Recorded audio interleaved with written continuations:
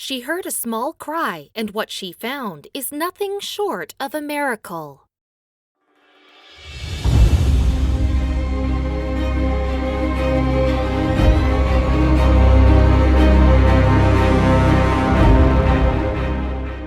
When Charmaine Keevy heard strange sounds coming from a drain in the street, she thought it might be a cat, but somehow she knew something wasn't right, so she recruited some help to investigate. What they found was something nobody was prepared for, and it made everyone involved believe in miracles.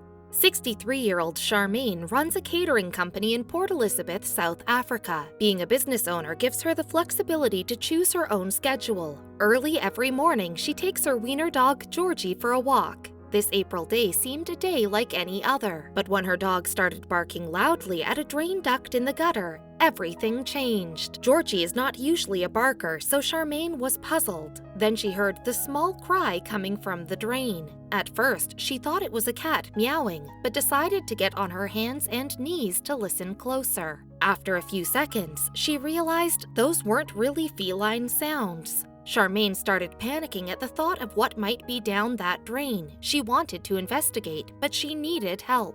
The only way to get into the storm drain was to remove its large concrete cover. Charmaine knew she couldn't do it on her own, so she went onto the street and started waving at passing cars, hoping one of them would pull over. At this time of day, people were driving to work, making it unlikely that someone would risk being late just to help a stranger. But she was in luck.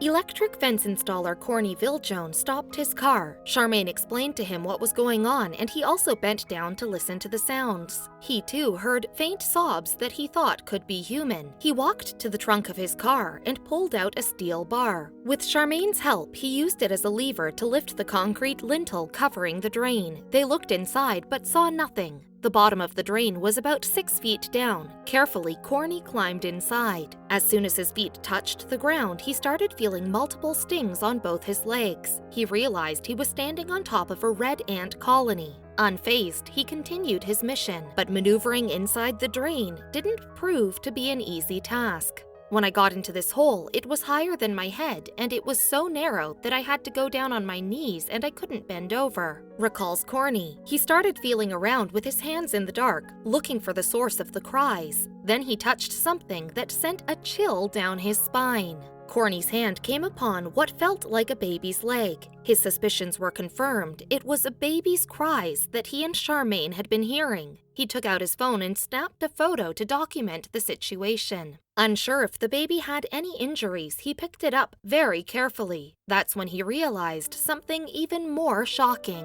The baby that Charmaine and Corny had just found was a newborn girl, naked and with the umbilical cord still attached. She was so small, said Corny. I just wanted to hold her for a while, but I knew that she needed urgent medical help. He told Charmaine to call the emergency services. The pair had no idea if the baby would make it. Corny handed the baby to Charmaine, who wrapped her in a jersey to keep her warm. Soon after, police and paramedics arrived at the scene. They quickly treated her for hypothermia before rushing her to Dora Nginza Hospital. That's when the true extent of her condition and health became apparent. Once word got out that a newborn child had been found inside a storm drain, provincial health spokesperson Sizwe Kupelo made a statement, where he confirmed that the child was suffering from hypothermia and a respiratory infection caused by her exposure to the cold. And according to the social worker assigned to her case, Charmaine and Corny rescued her just in the nick of time. Social worker Pamela Rabush estimated that the baby had been left in the drain at least a couple of hours before she was found and had been close to succumbing to hypothermia. I just do not know why anyone could do this to a newborn baby, but I was just so glad that we were able to help her and save her life, stated Corny. Police began working to find the answer to that question.